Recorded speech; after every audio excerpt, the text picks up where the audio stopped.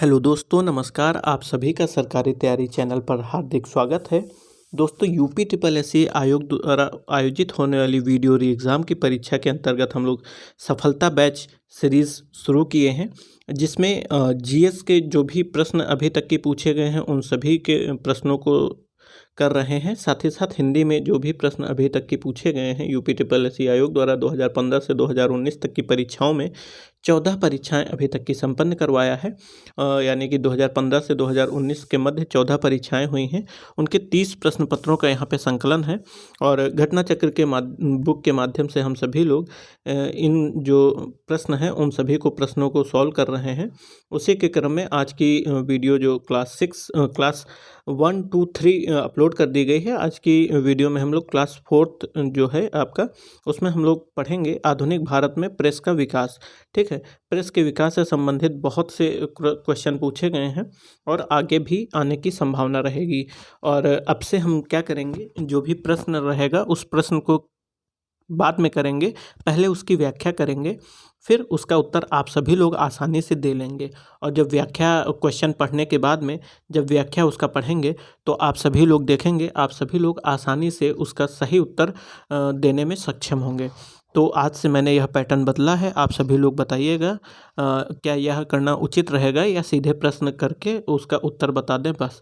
ठीक, तो आप सभी लोगों की राय हमारे लिए बहुत ज़रूरी है, क्योंकि आपके लिए ही यह सीरीज़ शुरू की गई है। मेरे अकेले के लिए यह सीरीज़ खुद के लिए नहीं शुरू किया है, मैंने आप सभी की सुविधा के लिए इस सीरीज़ को शुरू किया है। क्योंकि आप यूट्यूब पे यदि सर्च करेंगे यूपी ट्रिपल एससी आयोग प्रीवियस ईयर्स क्वेश्चन, तो आपको कोई भी वीडियो इससे रिलेटेड शायद ही देखने को मिले। परंतु यह इनिशिएटिव मेरे द्वारा लिया गया है जो कि आप सभी स्टूडेंट्स के हित में है। मेरा यकीन मानिए, आप सभी लोग यदि इन प्रीवियस ईयर्स क्वेश्चन को करके जाते हैं और साथ ही साथ जो यह व्याख्या दी हुई है बॉक्स में, इसको कंप्लीट करके जाते हैं तो जीएस में अच्छे अंक स्कोर करने के चांसेस आपके इंक्रीज़ होंगे। ठीक, तो अब इस क्वेश्चन को शुरू करते हैं। इसमें पहला क्वेश्चन है आप सभी के समक्ष कि एक मिनट, हाँ, पहला क्वेश्चन है आप सभी के समक्ष कि 1862 में इंदु प्रकाश का प्रकाशन किया गया, किसके द्वारा किया गया? आप सभी लोग अभी खुद बताएंगे, पहले इसकी व्याख्या पढ़ लीजिए। ठीक है, ये व्याख्या है इसकी कि इंदु प्रकाश एक आंग्ल मराठी पत्र था। यह भी एक फैक्ट है, आप सभी लोग इसको भी ध्यान रखिएगा कि इंदु प्रकाश जो है एक मराठी पत्र था जिसका प्रकाशन साप्ताहिक तौर पर किया जाता था, यानी कि सप्ताह में एक बार प्रकाशित होता था। और 1861 में इसे गोपाल हरि देशमुख ने स्थापित किया था, एक फैक्ट और है। और इसमें भारतीय स्वतंत्रता संघर्ष तथा ब्रिटिश शासन की आलोचना से संबंधित आलेख प्रकाशित किए जाते थे। 1862 ईस्वी में इसे द्विभाषी पत्रिका को एम.जी. रनाडे द्वारा संपादित किया गया। अब आई थिंक आप सभी लोग जो ऊपर प्रश्न पूछा गया था इसका उत्तर देने में सक्षम हो गए होंगे। तो जी हाँ, बिल्कुल सही आप सभी उत्तर दे रहे हैं। इसका उत्तर जस्टिस एम.जी. रनाडे होगा। ठीक, क्वेश्चन नंबर 2 है, इसी तरह हम लोग अब करेंगे। आप लोग प्लीज़ बताइएगा कमेंट के माध्यम से क्या इस प्रकार से क्वेश्चन करना सही रहेगा, क्योंकि मैं यह चाहता हूँ कि आप लोग पहले यदि क्वेश्चन को पढ़ते हैं फिर उसकी व्याख्या पढ़ते हैं तो उस क्वेश्चन के साथ साथ उसके अन्य डायमेंशंस के भी बारे में आप सभी लोग समझेंगे। और साथ ही साथ उस क्वेश्चन का जो एक राइट आंसर होना चाहिए वह क्वेश्चन राइट आंसर आप सभी लोग अच्छे से दे पाएंगे। क्वेश्चन नंबर 2 है, निम्नांकित में से स्वतंत्र यानी कि इंडिपेंडेंट समाचार पत्र या पत्रिका के संस्थापक कौन थे? इसका भी सेम उसी प्रकार से आप लोग आंसर देंगे यदि व्याख्या सही से पढ़ेंगे।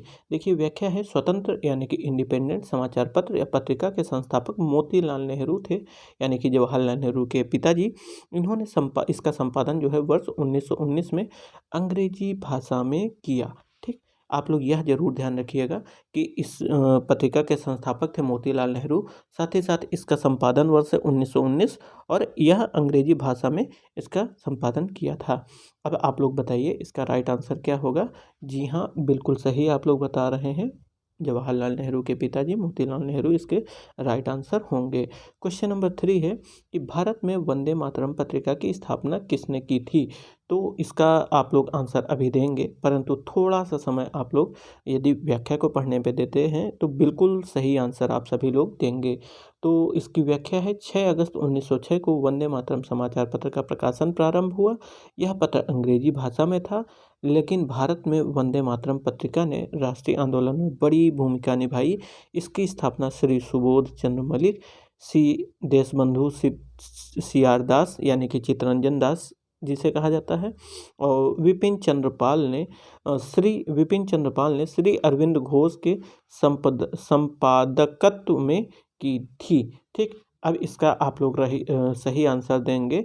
यह हो जाएगा वंदे मातरम पत्रिका की स्थापना अरविंद घोष ने की थी। ठीक, नेक्स्ट क्वेश्चन है आपका क्वेश्चन नंबर 4 कि निम्नलिखित में से कौन सा युग्म सही ढंग से मेल नहीं खाता है। इसको अंडरलाइन कर लीजिए, नहीं पूछा गया है। तो पुराने पत्रों का एक समूह जवाहरलाल नेहरू, बिल्कुल सही। समय का संक्षिप्त इतिहास अल्बर्ट आइंस्टीन, बिल्कुल गलत। अब इसका सही आंसर क्या होगा, तो अल्बर्ट आइंस्टीन की जगह होगा आपका स्टीफन हॉकिंस। ठीक है, इसका इंग्लिश में अनुवाद होगा ब्रीफ हिस्ट्री ऑन टाइम। ठीक, अब क्वेश्चन नंबर 3 आपका ऑप्शन सी है कि अ मिडसमर नाइट्स ड्रीम, तो ये विलियम शेक्सपियर थे। और ऑप्शन डी जो है वह है राजनीतिक अर्थव्यवस्था की आलोचना में योगदान कार्ल मार्क्स। ठीक, तो इसका आंसर हो जाएगा ऑप्शन बी। एक मिनट, इसका आंसर हो जाएगा ऑप्शन बी। अब आप लोग नेक्स्ट क्वेश्चन देखिए। नेक्स्ट क्वेश्चन है आप सभी के समक्ष, वेट, हाँ ये नेक्स्ट क्वेश्चन है आप सभी के समक्ष। एक मिनट, थोड़ा सा गलती हो गई, उसके लिए क्षमा। ये है आप सभी के समक्ष नेक्स्ट टॉपिक है सामाजिक एवं धार्मिक सुधार आंदोलन, यानी कि socio and religious reforms. Question number इसका 1 है, वेदों की ओर लौटो या चलो का नारा किसने दिया था। तो इसकी व्याख्या पढ़ लेंगे तो आप लोग अच्छे से समझ जाएंगे कि यह नारा किसने दिया था। वेदों की ओर लौटो का नारा स्वामी दयानंद सरस्वती ने दिया था। उनका जन्म 1824 में गुजरात के मोरबी नामक गांव में हुआ था। गुजरात के मोरबी में, जहां अभी हाल ही में एक घटना हुई थी जहां पे एक पुल अभी गिरा था और बहुत से लोग जो है घायल भी हुए थे और मृत्यु भी हुई थी। तो मोरबी नामक गांव में हुआ था। इनके बचपन का नाम क्या था, मूलशंकर था। इन्होंने 1875 में आर्य समाज की स्थापना बम्बई में की थी और इनकी पुस्तक का नाम था सत्यार्थ प्रकाश। दोस्तों, यदि आप लोग यह व्याख्या पढ़ते हैं तो आप देखेंगे आप सभी के पास बहुत फैक्ट इससे रिलेटेड हो जाएंगे, किससे, दयानंद सरस्वती से रिलेटेड।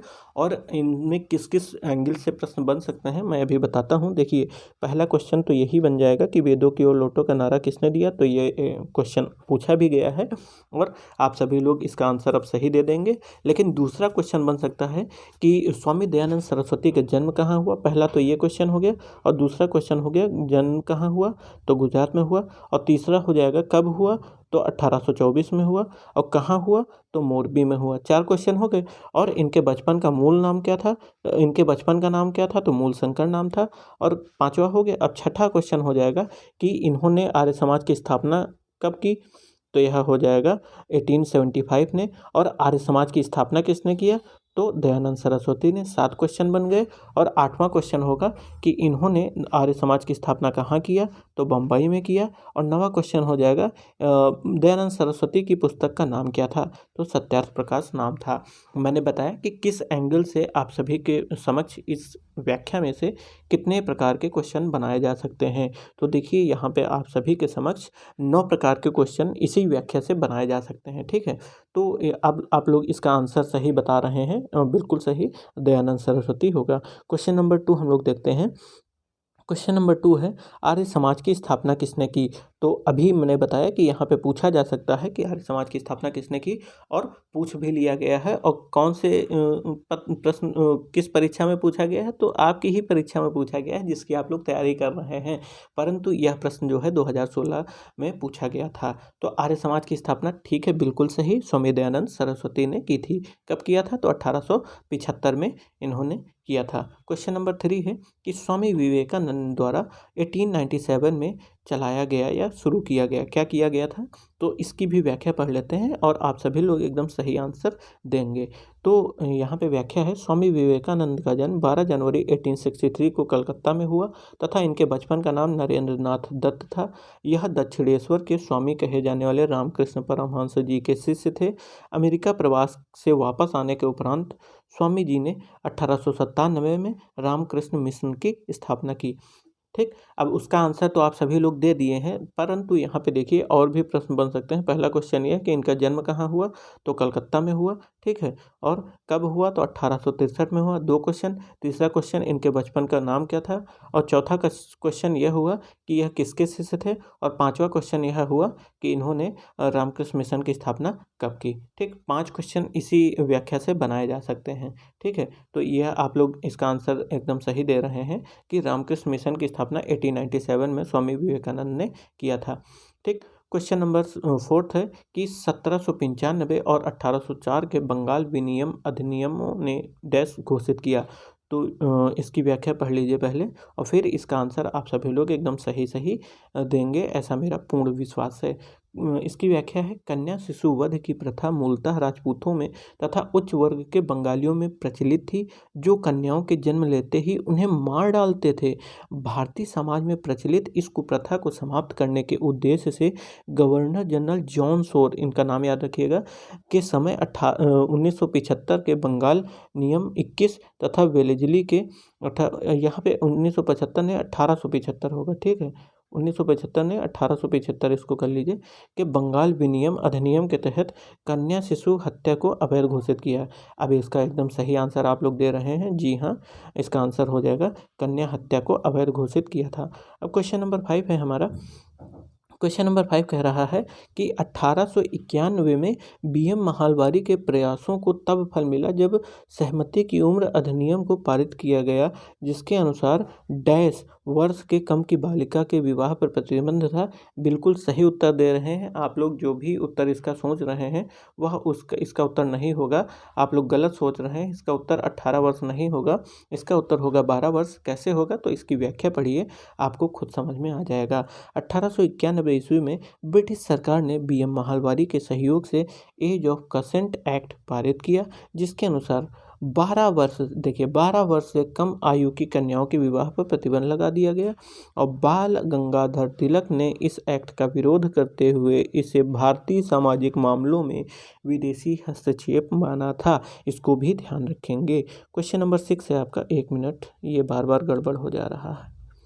क्वेश्चन नंबर 6 हम लोग करने जा रहे थे। क्वेश्चन नंबर 6 है, 1892 में यानी कि 1892 में राजा राम मोहन राय ने एक नई धार्मिक संस्था स्थापना की, जिसे डैश सभा कहा जाता था, जिसके बाद में ब्रह्म समाज के नाम से जाना गया। इसका व्याख्या आप लोग पढ़ लेंगे तो उचित इसका उत्तर देने में सक्षम होंगे।